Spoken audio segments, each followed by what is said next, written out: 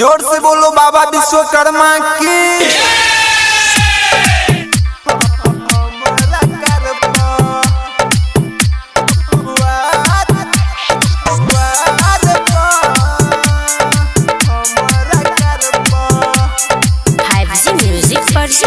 DJ ओम Shankar Prasad हरभिंडा।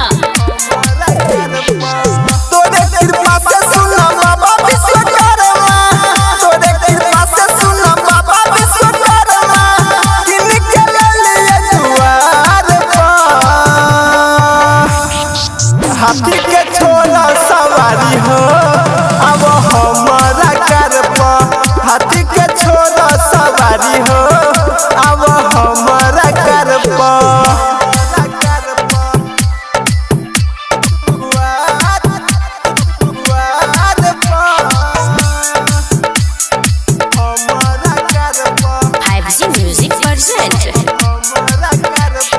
DJ ओम शंकर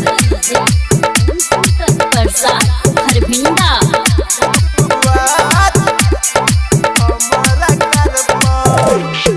जान जिया हाथी तोरा खबर पसीना हो, गाड़ी पे आई के देखो एक दिन हो।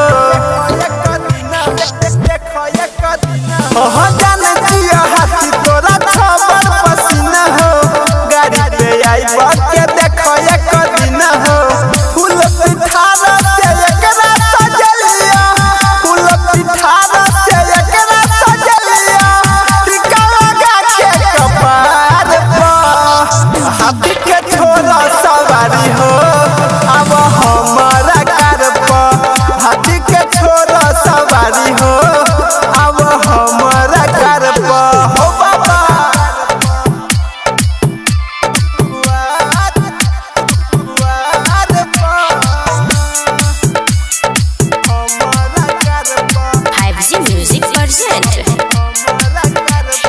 डीजे ओम शंकर